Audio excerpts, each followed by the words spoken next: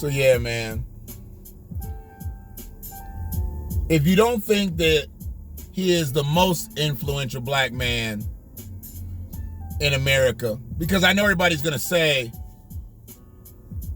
this person, that person, the other person. I really don't know anybody that can pull weight like Farrakhan can.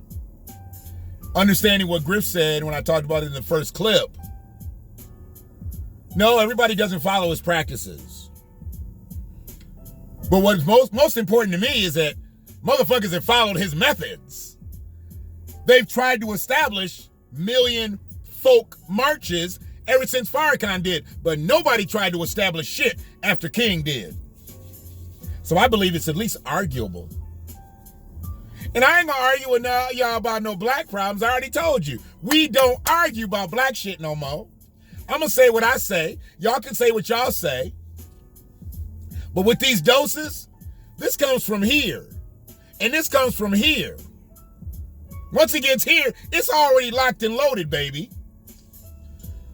I speak my facts. And if you want to dispute my facts, go up and Google them. Wikipedia, motherfucker. Do what I do. Get your info. But don't come talking about no dumb shit when it don't really matter. Because stats are what they are. Ain't nobody tried to do a million nothing before Farrakhan tried to do a million man march. Whether he got a million men right there in the garden or not, that's debatable. But who tried to do it before him? I don't care. Because I know a lot of motherfuckers that tried to do it after him. That's influence. That's influence.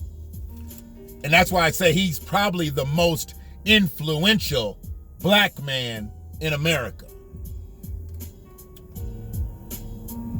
And he speaks the truth. I'm going to take you back 10 years. This is going to really kind of be a Farrakhan donut. See, from that world of broadcasting that I come from, what they call a donut is when you got your shit in the front and you got your shit in the back, and then you drop that knowledge in the middle. Well, Farrakhan dropped knowledge in the front, and Farrakhan's about to drop knowledge in the back. And I dropped a dose right in the middle. Whether you want to deem it as knowledge or not, that's up to you, motherfucker. But I'm about to drop this on you, and we'll go from here. The question. I want it clearly said in love that I love my brother.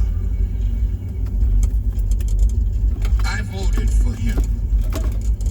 At 5 o'clock in the morning, I was out there with my wife voting for our brother. I, like you, am very proud that a black man sits in the White House.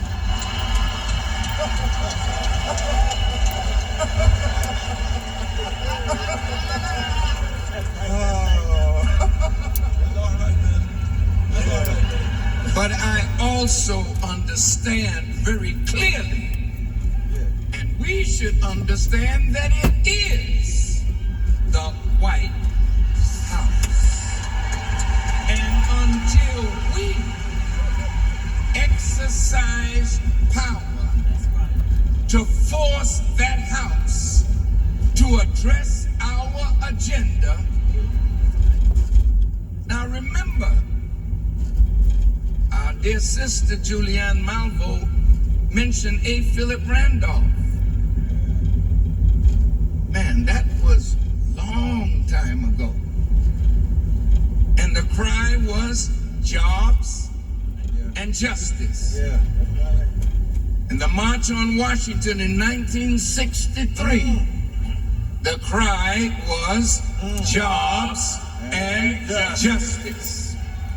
In the 20-year anniversary of the March on Washington, the cry was jobs and justice. We are now in 2010. And what is the cry? Well, wait a minute.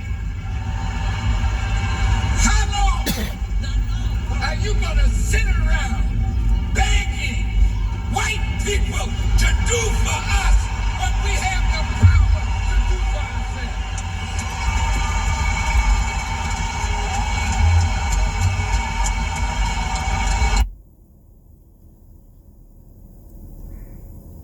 So we fast forward to 2020.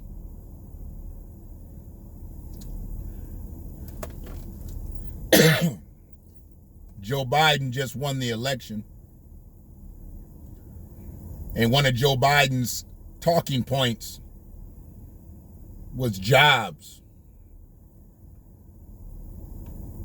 and racial justice.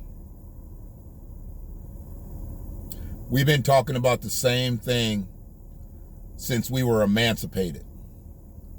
Jobs and justice.